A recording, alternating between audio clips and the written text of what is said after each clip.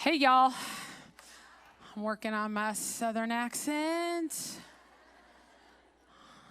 I travel the world, and one of the things that I've learned to do when I'm speaking is to try to learn something in someone's language, because it really shows that you love the people and then you're connecting with them at their language. So like in Brazil, I would learn good morning in Portuguese, and, in French, bonjour, je m'appelle Bethany, and they're like, oh, they're like so excited that you're actually taking the time and to learn their language. And then, when I'm in England, I try to do an English accent.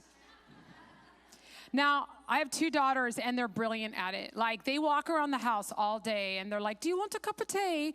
And like, they literally have this conversation in English accent. And every time I try to do this, they're like, no, Mom. Like, you sound like Mary Poppins. Just stop. Like, that is not okay. And so when I was in England, I tried out my English accent, and it wasn't a great idea. And I was like, it's so good to be with y'all. Like, and someone's like, that's an Australian accent. Like, I sounded like, you want another shrimp on the Barbie? Like, so here I am with my southern accent. I think I'm pretty good at it. Am I okay, or am I totally butchering it? Okay, yeah. Is that like a golf clap? Yeah, okay, keep trying. Bless your heart. I know about bless your heart. I know about bless your heart, guys. Hey, it's such an honor to be with you. And can we just thank the worship team again, you guys? Like, oh my gosh.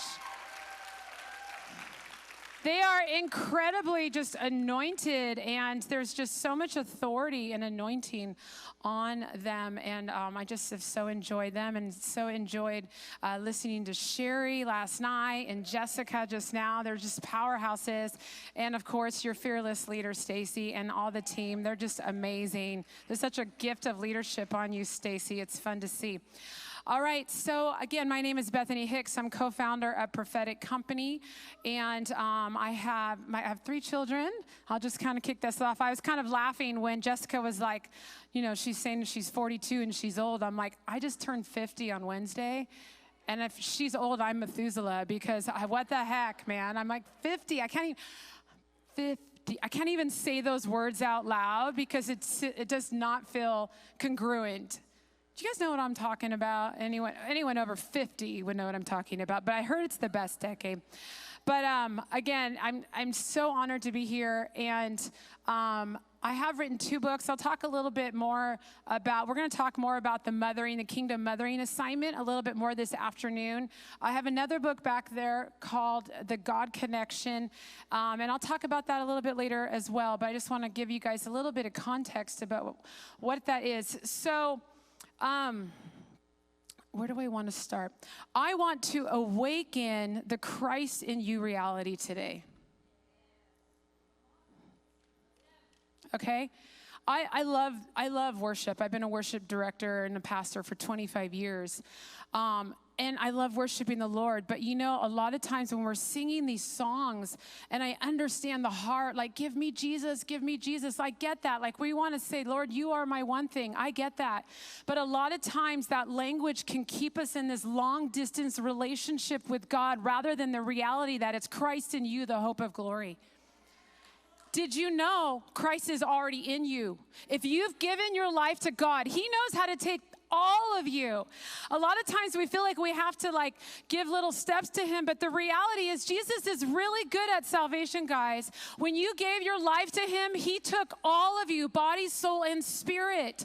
And what you need to learn, what I need to learn, is how to come alive to the reality that Christ in me, the hope of glory. And I want to awaken that in you today. And before we can get there, well, let me just start here. Did you know that you're born to rule?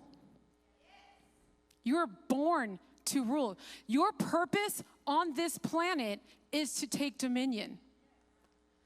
Listen to this. In Genesis 1:28, God is speaking over man and woman. He said, God blessed them and said to them, be fruitful and increase in number, fill the earth and subdue it, rule over the fish of the seas and the birds in the sky and over every living creature that moves on the ground. So here we see God is literally, this is before the fall, you guys.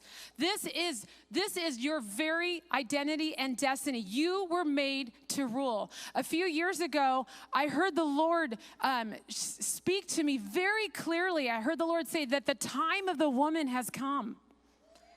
The time of the woman has come. And I believe that there is a prophetic call for women, especially right now, to own their assignments. And you know, a lot of times we talk about the book of Esther, where here we find this young woman who is fashioned to be queen, right? She was literally just pulled out of her family. She was prepared for a year to come before and beautified and went through this process to be approached to the king. And then she's chosen as queen. But then when her people were in a moment when they were going to have their entire lives, right, killed, murdered, right? She had a choice to make. As queen, she had a choice to make. In Esther 4:14, it says that, for if you remain silent at this time, relief and deliverance for the Jews will arise from another place. But you and your father's family will perish. And who knows but that you have come to your royal position for such a time as this. Okay. Esther had a problem. She knew in her head that she was queen, but she wasn't owning the name of queen. She wasn't owning who God called her to be yet. She was in this tension and in this place. See, to own something is to take responsibility for it, right? She wasn't, in the moment, she wasn't sure about taking the responsibility to step before the king on behalf of her people. See, sometimes it can be the same with us. We want the benefits of royalty without the responsibilities of it. This is what Jessica was talking about with entitlement. We want the benefits of royalty. Hey, we are royalty. Let me tell you this. You don't have to work for this. You don't have to achieve this. This is not something that you will be someday. It's who you are right now. And if you don't feel like you are, well, I'm here to help awaken that reality in you. But it's not an entitlement position. There is a responsibility that comes with being royalty. Now, again, there are pieces of your destiny that won't come into alignment until you take responsibility for who God has called you to be. So I'm going to share with you guys two of the most important questions in the kingdom of God, and they can be found in Matthew 16, verses 16 through 19. And here we see Jesus. He is talking to the disciples, and he's asking them, and he says, who do you say I am? Like, all these people are saying different things. Who do you say I am? And the disciples share with different perceptions. It's like, oh, well, some say, you're the prophet Elijah. Some say that you're this. And Jesus is like, well, who do you say I am? And Peter steps up and infamously says, well, you are the Christ. You are the Messiah. You are the Son of the living God. And Jesus turns to Peter and says, blessed are you, Simon Bar-Jonah, for flesh and blood has not revealed this to you, but my Father in heaven. See, Peter had a revelation of who Jesus was. He had a revelation of Jesus' heavenly identity. Man did not speak this to Peter. It was the Father who revealed Jesus' heavenly identity to him. You are the Christ. And Jesus says, blessed are you. You have seen correctly. My Father has revealed to you who I really am. And then, of course, Jesus then turns to Peter and says, and I tell you that you are Peter, and upon this rock I will build my church. See, as soon as Peter answered the question of divine revelation on who Jesus was, he received a divine revelation of who God said he was.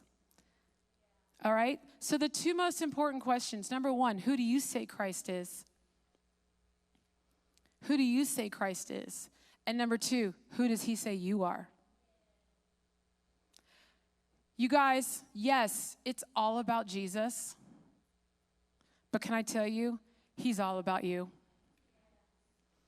Who do you say Christ is? And who does he say you are? Why does this matter? Because what you believe about who God is will determine how you live. Every choice you make, I guarantee you, every single choice you make can be distilled to your perception, your answer to one of these two questions. Whether good or bad choices, who do you believe Christ to be, and who do you believe God says you are? So this morning, what I want to do is we're going to talk about identity, but before we get to our heavenly identity, our eternal identity, we need to break a few boxes of what's not our identity, okay? So we're going to break some boxes right now, because how you define yourself matters. And I can hear people say, well, obviously it's who God says I am. Like, it doesn't matter what I say about myself. But the reality is, it's what you're attaching your belief system to. That identity, that's the identity that's going to bear fruit in your life. That's the identity that's going to manifest itself. And so let me just share with you guys kind of 3 different places here. Are you internally, are you externally, or are you eternally defined? Who defines you? Are you internally, externally, or eternally defined? Let's first talk about the internal mindsets or the internal boxes. Okay, internal would be the mindsets, the internal beliefs and thoughts that we have about ourselves. Okay, so this is all happening internally. Let's talk about Moses, because Moses had an internal box. Now, we know that Moses was the only Israelite that was raised as a free man, right? He was raised up in the palace. He was raised up as a prince. He was exposed to all the arts and the education of his day. So think about this. When God needed somebody to bring deliverance to his people, he couldn't bring a slave to bring his people out of slavery. He needed somebody who had a freedom mindset, who understood what it was to be free, to bring his people into freedom. Come on, that's a word for some of you in his place. Some of you you are walking in a breakthrough. You carry your own breakthrough, and God is calling you to help other people step into the breakthrough that you've created and walked into. All right? I feel like there's some people who are like, man, should I start that thing? Should I gather those people? I don't know. Okay, that's your answer right now. God is saying, hey, just like Moses, God needed a free man to bring his people out of slavery into freedom.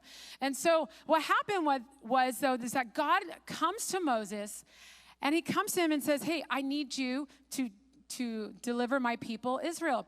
And it's interesting, in Exodus 4, verses 10, we find that Moses had an issue with himself. He had a problem. In chapter 4, 10 through 13, it says, Moses said to the Lord, pardon your servant, Lord. I have never been eloquent, neither in the past, nor since you have spoken to your servant. I am slow of speech and tongue. Okay, think about this, you guys. Moses is approached by God. Hey, I have this amazing destiny over your life.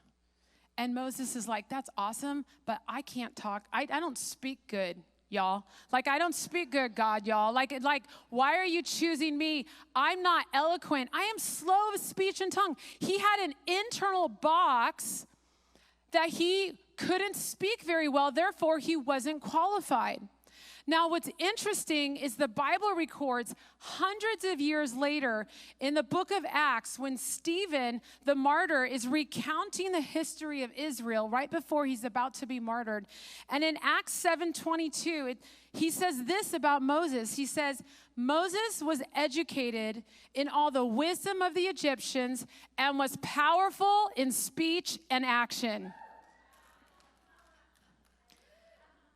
Moses had an internal definition, an internal box over himself that he couldn't speak well. And yet history remembers him as one who is powerful in speech and in action. Come on. His view of himself almost cost him and the deliverance of Israel. Our internal perception can influence our future. You know, just like the spies, right? The 12 spies were sent out, right? And they came back, and the 2 gave the good report, but the 10 spies gave the bad report. They all saw the same thing, you guys. They all reported that the land was amazing, that there was milk and honey. It was a land flowing with milk and honey, that the grapes were huge. They all reported the same thing, but their perception and how they saw themselves was radically different. Because the 10 spies said, we were like grasshoppers in our own eyes. They looked at the giants, you know, and they're like, we're like grasshoppers. We're nothing. They're going to squash us. Joshua and Caleb are like, we looked at the giants, and they're like, our God is greater. But it was an internal perception that cost an entire generation the promised land. See, what you believe about your identity will either promote you into destiny or cause you to forfeit it. I'm going to say that again. What you believe about your identity will either promote you into destiny or cause you to forfeit it. I have my oldest daughter with me here right now. Faith, do you want to just stand and wave? This is my daughter, Faith, and she's amazing. And when she was really, really young, she was about 3, I would take her on mommy errands around town. And I remember when we would get to grocery stores or things like that, we would get to places and I would say, oh, Faith, can you say hi to so-and-so? And she would do this thing where she kind of like, her face would just get all like mad and kind of grunt and like, you know, like just kind of turn her head away. And, you know, like, I recognize, oh, something's not right here. Like, I'm not the perfect mom. Like, I don't expect my children to be perfect in front of strangers, but I recognize that there was something else at work here. So I would pull her aside privately, and I would say, hey, honey, when mommy's out, like I'd like you to just say hi or whatever, or just don't grunt and turn your face away like that, you know. And she would say this. She would say, I can't, mommy. She's like, I shy, mommy. I shy. Now, I know and I believe that shy is a lie of the enemy. Did you know that shy is not one of the fruits of the Spirit? Seriously, that's a breakthrough for some of you in this room right now. And I would turn to her because I understood this principle that if she were to believe this lie over shy, it would absolutely impact her future and her destiny. So I would pull her aside and I would say, honey, you're not shy. You got the Lion of the tribe of Judah roaring inside of you, and he is like a lion. And I would continue to speak that truth into her. You've got the lion, and he's roaring through you. And I'm probably about 6 months later, all of a sudden I noticed a shift when we would go out. She would start to say hello to people, and she would start to engage. And now out of all 3 of my kids, she is by far the most outgoing and fearless kid. But you guys, what was that? That was an internal box that the enemy somehow, I don't know how he introduced that thought to her. It could have been through a well-meaning person. But I've had friends that have lived under the lie of shy for decades. And it has absolutely paralyzed their destiny because they were afraid to be who God's called them to be. And when they recognized that snake for what it is, they stomped on that snake and they stepped out into their fullness. You know, it doesn't mean that you have to be bold and crazy, but you're not shy. It's okay. There's a difference between being quiet and shy. You guys know that, right? And so, again, we're talking about internal boxes. For some of you, that's just a revelation right there. God never called you to be shy. You've got the Lion of the tribe of Judah, and he is roaring inside of you. Another type of internal box that we can have sometimes is comparison. You know, comparison can be an internal box, right? We look at other people and we're like, well, because I'm not like them, I must not be called to do that. Like I remember as a worship leader, my whole family has been worshipers. We have generations of worship leaders. And I remember looking at my sister, who's a year younger than me, leading worship at 14. She was invited to sing at all the weddings. And I remember seeing her and thinking, well, because I don't sing like her, I must not be called to worship. And so that was an internal box that the enemy was trying to place on me. And it wasn't until I learned how to throw that off and I stepped into who God uniquely created me to be. Now I've been a worship pastor for 25 years and I teach on prophetic worship all over the world as well. But can you see? That internal box could have suppressed the fullness of my identity. I love this saying that pastor in Reading, Bill Johnson, says, and I pray this all the time, you guys. This is a powerful prayer. And he says this, he's like, Lord, don't let there be a thought in my head that you don't think about me. Don't let there be a thought in my head that you don't think about me. I pray that all the time because the war is over our thoughts. So that's our internal boxes, you guys, and we all have different kinds. It could be I'm shy. It could be like we all have reasons why we feel disqualified for something internally. But again, that's an internal box. That's not who God actually says you are. Let's talk about external boxes. So external boxes, where internal boxes would be the internal mindsets and the beliefs we have about ourselves. External boxes are what other people or outward circumstances try to put on you. Okay?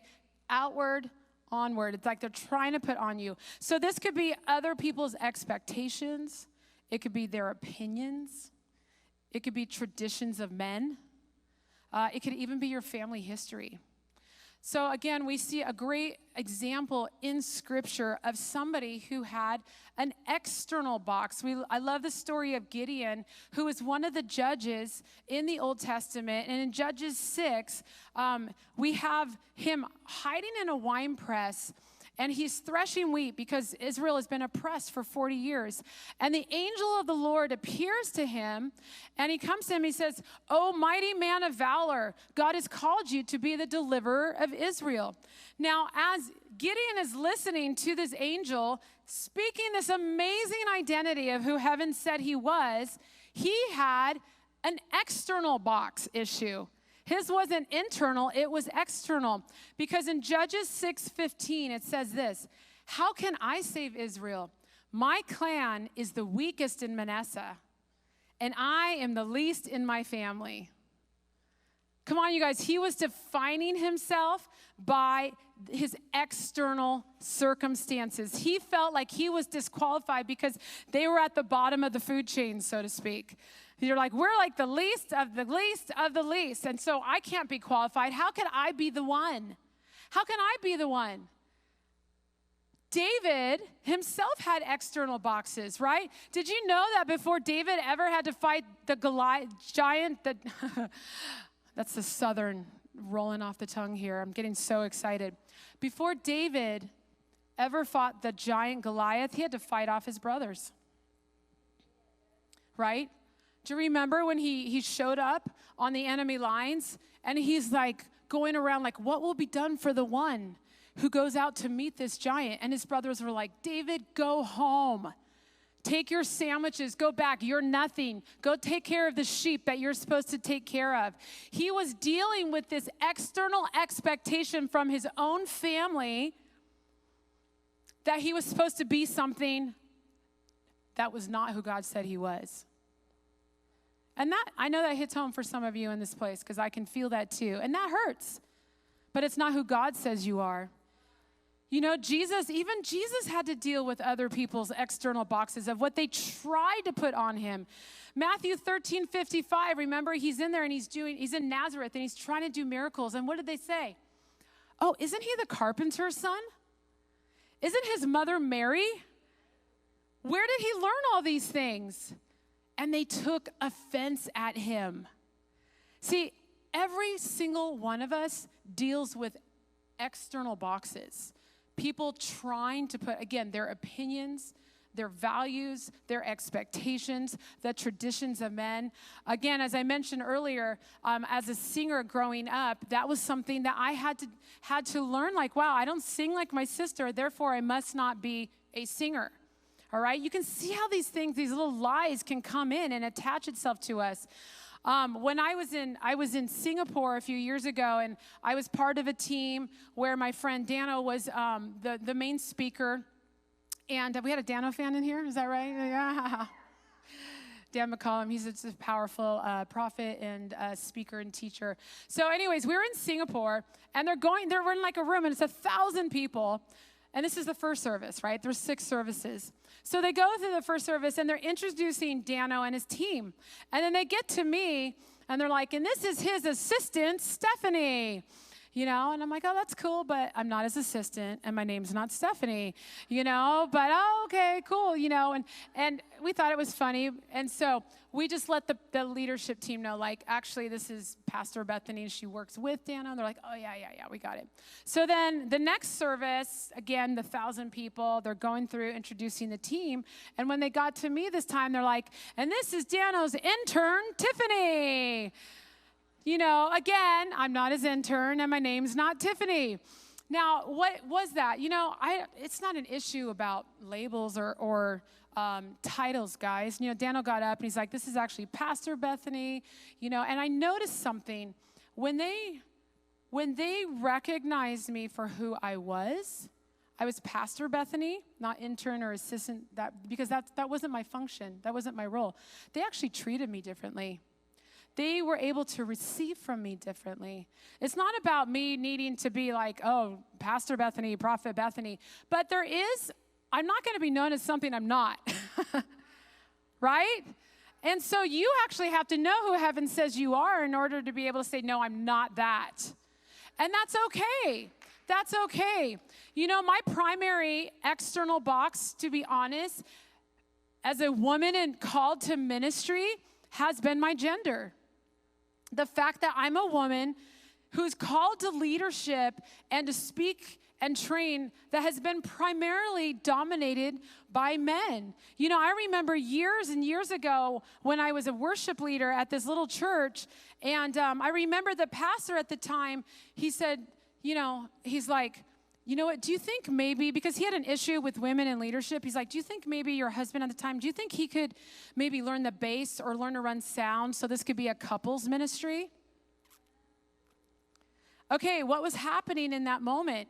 They were trying to put a box on him because they didn't like what I was called to so that they could feel better about their own traditions and beliefs. You can see like this perpetual box thing that's happening. There's been times when leaders wouldn't see me as the right person for the job because they were looking for the right man, not the right woman. And you guys, this is not about I love this because God knows how to find you where you're at. I have been a worship leader, as I said, and there was times where I had a team. There was all women worship leaders, all Sunday, every year, like for an entire year. It was nothing but estrogen on the team, right? And we had a, fairly significant church. And I love the full voice of the Father. Like we need what men carry and we need what women carry equally, powerfully, synergistically, running together. This is what I mean about women rising up, because we need to rise up to our place so the full voice of the Father can be expressed in this coming time. And so even as a woman worship leader and director, I so valued what men carry, and I started prophetically calling in the male worship leaders and the male, worship team members, and God started bringing them in so that we had an equal expression of the fullness of God's voice. So again, this is not about a diminishing of men, because it's about the equality in Christ. It's also about I'm going to make room for powerful people as well, right? So, the beautiful thing, guys, is that God knows how to find us where we're at. Did you know that? God knows how to find us where we're at. He sees us when we have slain the lion and the bear. He knows how to call you out. And this idea of external boxes actually can go back to creation in the garden. You guys remember when Adam and Eve, after they had eaten of the fruit and then sin came into the world, Adam and Eve were hiding. And God comes out and he tells them, he says, who told you that you were naked? Do you know why God said that? Because it wasn't him. God never told Adam and Eve that they were naked. He said, who told you you were naked? So here we go. Who told you that you're not qualified? Who told you because of your age that you're irrelevant? Who told you that your family history determines your destiny? Who told you that your lack of resources is an obstacle for me? Who told you that because it's never been done before, it can't be done now? Who told you that because it failed last time, it's going to fail again? Who told you that because someone doesn't see or validate you, you are to stop running your race? Who told you that you were naked? Because it wasn't me. Guys, every single one of us are going to stand before the Lord and give an account. You're not going to be standing next to another person. It won't be your spouse. It won't be your children. It's just you and Jesus. And we have to give an account. Galatians 5:7, you were running a good race. Who cut in on you to keep you from obeying the truth? See, the Lord never defines you by your internal boxes or by your external boxes and circumstances. He looks at who he says you are. This is how we are to define ourselves. I'm convinced that our challenge as believers, once we come into salvation, our challenge is actually to believe who God says we are and to live that out to the fullest. That everything that is coming against you guys is actually coming against your identity. Because the enemy knows if you fully know who you are and you walk in the fullness of it, that he's defeated. He's already defeated, but you're going to know he's defeated and you're going to live like it. So we're talking about internal, external boxes. You know, heavenly identity, and we're going to talk a little bit about the heavenly identity or the eternal identity. What is that? Okay, we're starting to understand that we're not supposed to live under internal or external boxes, right? Man, the whole culture right now of youth, what you guys are battling right now is tremendous. See, I believe, I'm just going to go here for a second. I hope this is okay. I believe that the war on the identity of this generation, the transgender, the homosexual, like all of that that's happening, I believe it's less a morality issue and more an identity crisis. You know, because obviously we know it's wrong, but guys, I have daughters that have been in public school. The things they tell me, what is being cool, what is the cool thing to do, the cool thing to be, the pressure to be something else just to be accepted is incredible right now. And this is the time as mothers, and we're going to talk about this a little bit later on, and as kingdom fathers, is that we are to call out the heavenly identity of the next generation. If you want to see a prophetic reformation and identity reformation in the next generation, first of all, you have to know who God says you are. You got to walk in the fullness of that, but you also have to start looking to see who God says they are and calling that forth out as it is. See, Gideon, think about this. When the angel of the Lord appeared before Gideon, he said, the angel said, "Oh, mighty man of valor." Guys, he had never fought a battle before.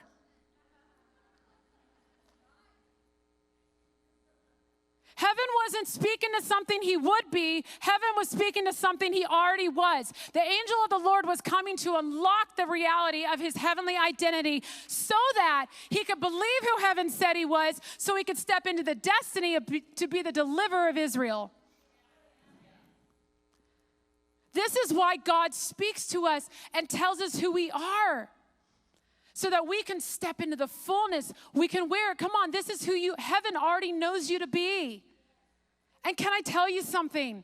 It's so much better than you could even imagine. Like some of y'all would be almost embarrassed if you knew who heaven said you were. Because it was so good and it feels so out of your current thought process or your norm. But guys, Psalms 139 says that his thoughts towards you are as numerous as the sands of the seashore. How precious are your thoughts, O Lord. That means that God has billions and billions and billions and billions. We actually did the math. We actually Googled to see how many sands of the seashore there is. There's about like 7 quintillion is the estimated guess, right? So we took that number, divided it by 7 billion people on the planet, and we found that there's at least over 1 billion thoughts per person that God has for you. So come on, we get to walk on Glory Beach and pick up the sand of God's great thoughts towards us. Guys, this is the challenge. The challenge is believing who God says you are. That's the challenge. And that's what we're growing into. Gideon had that challenge. How am I a mighty man of valor? I've never fought a battle. I've never picked up a sword. But you know what he did? He started to take baby steps towards that. That night, he tore down his father's idols. And the next day, the whole crowd was like, who did this? Who's doing this? And then he stepped into it. He may have done it under cover of night because he was afraid, but the next day he stepped into it and called Israel to gather and stepped into his identity as the deliverer of Israel. So guys, who heaven says you are is the truest thing about you in the universe. So who does heaven say I am? Okay, we're talking about boxes, the external, the internal boxes. Let's talk about the eternal definition or the heavenly identity. What is heavenly identity? Very simply put, it's who God says you are. It's not who others say you are. It's not who you want to be even. It's not even who you think you are. It's actually who God says you are. And like I said earlier, it's so much better than you could ever dream or imagine. Jesus, of course, is the perfect example of someone living from their heavenly identity, their eternal identity. He knew who he was before he ever functioned in ministry. In Matthew 3:16, Jesus is at the River Jordan, and you know that scene where he's getting baptized, and then what happens is the heavens part, and the dove descends, right, and it lands on Jesus, and then a voice comes from heaven, and the Father says this. He says, "This is my Son in whom I love. With him I am well pleased." Do you realize this happened before he ever did anything in ministry? His heavenly identity was that he was already a beloved son. He was already well-pleasing to the Father. And before he did any works, Jesus knew who he was. See, in Matthew 4, right after this whole circumstance took place, here's Jesus. I'm a beloved I'm a beloved son. He knows who he is. That's his identity, one of his core identities. He goes out, and the Bible records that he's taken out into the desert to be tempted by the devil for 40 days, immediately after. Do you guys realize that every single temptation had to do with both those two questions I asked you? Who do you say Christ is, and who does he say you are? The enemy said this. He said, if you are the Son of God, then turn the stone into bread. If you are the Son of God, then cast yourself from this place. If you are the Son of God, are you guys catching this? The warfare is over identity. Because once the Lord speaks that truth of who you are, you got to get so anchored and believe in him, not because you're qualified. You'll never be qualified. Come on. But we are the righteousness of Christ. He became qualified for us, so we don't have to be qualified. We get to actually sit in him, and he's in you. Do you know how many times I have to even remind myself of this truth, you guys? You might be looking at me and be like, oh, she's just an expert at what she does. No, I'm not an expert, but I'm a daughter, and I know it. And that is the reality. You come to this place where it's not about you, but it is. It's an interesting tension. it's not about what I've done or haven't done. It's about what you've done, but I'm living out of that place. I am a beloved daughter. I'm one that you love. See, we need to upgrade our perception of our identity to who God says we are. Every single one of us, we have multiple, we are daughters of God, but we are so much more than that. Every single one of you has unique names that God calls you. There's different ways, and we're actually going to talk about some of the ways that we can discover who God has uniquely called us to be. One of the things we like to teach is we say that the Bible gives you your last name, your surname, and the prophetic gives you your first name. It speaks to who God uniquely says you are. So the angel of the Lord basically gave a prophetic word, "O mighty man of valor, this is who you are, this is who heaven says you are, and this is who you will be." And so again, we're learning to see ourselves as heaven sees us so that we can live from that place. I've had many prophetic words. It's interesting, years ago, I was part of this Q&A panel at a conference, and the question came up, what's it like to be a woman prophet in a man's world? And, I just kind of shared a little bit, something the Lord had showed me in a message I had preached at my church a few months earlier. It had to do with kingdom mothering and owning your assignment. And after I was done, it was the craziest thing. There was this incredible reception. Like there was this standing ovation for like minutes and minutes and minutes when I got done. It was actually embarrassing. And Chris Valentin, the senior prophet at Bethel Redding, stood up and he said to me, "Bethany, you're going to write the book that redefines mothering in the kingdom of God." And when that happened, you guys, I felt a mandate and a mantle land on me. God was giving me a new name. He was calling me, just like he did to Gideon. Just like he said, "Gideon, a mighty man of valor." He's like, "You are an apostolic mother.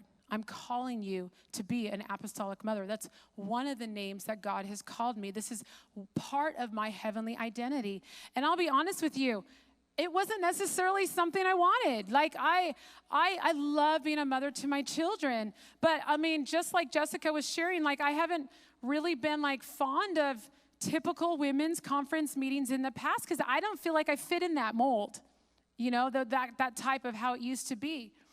And I just didn't want to only be known as a women's conference speaker. I mean, I love women. You guys get what I'm saying, right? You're not offended? I hope not. If you are, we can talk later. But I'm just sharing. I'm giving you a little bit of my inner process. And I was like, God, if I speak on mothering, and what does that even mean? And God started to take me through this journey of how powerful of an assignment that mother is. And I used to think that it was like this second-class citizen. We don't know what to call you anymore, so we're just going to call you a mother right now. And it felt like the men and the children got to go out and change the world, and we all had to stay home. That's honestly how that kind of felt to me. And the Lord took me through this process, through Scripture, through experience, and showed me who He has called me to be as a kingdom mother. And that's something that I'm currently walking out. I've had prophetic words and words spoken, encouraging words over my life that are like, you are a forerunner, you're a pioneer, that your voice shifts atmospheres. And those are amazing words that God is speaking over you or over me until you don't feel like it. Do you know what I mean? Like anytime that I've gotten up to speak or anytime that I've gotten to a place where I feel so unqualified, so unprepared, so like just honestly insecure, because that can happen. Are you guys resonating? Has that ever happened to anybody else before where you're in the room and you're like, I don't know why I'm in the room? And so every time I get on stage now, anytime I go anywhere that God has called me and I don't feel qualified, this is what I do. I put on my heavenly identity like a cloak. And I remind myself, God says that your voice shifts nations, that you are a pioneer, that you are an atmosphere and a culture shifter, that you are an apostolic mother, that your voice is like thunder. And, and like I start to rehearse, recall, remind myself who God says I am. And I don't strive to do it. It's not something I'm trying to make happen. I'm leaning back into to the arms of the Father and just living from that place. You don't have to try to be something when you already are. Like, does the sun have to try to shine? No, it just is. It just shows up. It just shows up. You know, I remember years ago, as I was saying I was a worship leader, we're going to be wrapping up soon. But as a worship leader, for years I would lead worship. And in this little mountain town on the side of a hill in Mammoth Lakes, California. I don't know if anybody here would know that in Mammoth. It's in California. And so I would lead worship. And I remember one time a prophet came into the church and he said something that radically changed my life. He spoke a heavenly identity name over me that I had no idea would be so catalytic. He said, Bethany, you're not just a worship leader who prophesies, you're a prophet who leads worship. Now, that may sound like semantics or like a wordplay, but it really was an identity shift, because as a worship leader who prophesies, you know, I'd be like playing my song. I'd be like trying to see like, okay, where's God going to show up? Is he going to prophesy through over here? You know, like where you're looking for the prophetic thread. But as a prophet who leads worship, I realize that I am the very conduit through which the prophetic grace is going to be released into the room. So all I have to do is strum my guitar. Bring, prophetic grace is released. All I can sing the first note of a song. Doesn't matter what song. The first note of a song and the prophetic empowerment is released into the room. See, I realized before where I was looking for the breakthrough as a worship leader, as a prophet, I realized I am the breakthrough. Guys, I know that now. Like, I know that sounds so like, and I get there's a culture that's like the tall poppy thing. Oh, don't get too high. Don't be too awesome. Because everyone else isn't awesome, so you can't be that awesome. Can I just break that off right now? In the words of the prophet, Lego, what is it? Everyone is awesome. Everyone is cool. Remember that Everyone is Awesome song? You guys don't have kids or grandkids. You guys don't. Okay, there's a song, and it sings about everyone is awesome. Okay, every single one of you is created to shine bright, to shine the fullness. Come on, we need to be women that champion the shining of one another. You know, like we need to be those women. This is God's girls. This is God's daughters that don't walk in and be like, oh, you can't shine. You're a little brighter than me because you're making me look a little more shadowy and it's not good for my face. You know, I'm getting bags under my eyes. No, we champion this and we celebrate. We celebrate that. We want everyone to walk in the fullness. I know I can walk up on a guitar. I know how to do this now. I know I can bring the breakthrough because I know who he's anointed me to be, because I believe who he's called me to be. And there's a lot of other things that he's called me that I'm still growing in, I'm still walking in, I'm still learning to embrace. Guys, that's part of the beautiful journey of being a kingdom daughter. But I just tell you that every single one of you has heavenly identity in your life. God has already created you. He has already called you daughter. He already has a plan and a purpose for you. And your heavenly identity is the key to the releasing of that destiny. You guys getting excited? I'm getting excited too. Well, we're going to talk a little bit more about our heavenly identity as a kingdom mother, but I'm also going to be equipping you guys a little bit later this afternoon on how to discern, how to prophetically discover who God says you are. Every single one of you is going to walk out of here with powerful and encouraging words about who heaven says you are before the end of the day. But before we get to that place, before we're able to discover who God says we are, we do need to rip off those internal and those external boxes, those lies that maybe the enemy has spoken over you. And so Stacy is going to come up and do a really powerful activation with us right now. Thanks, you guys.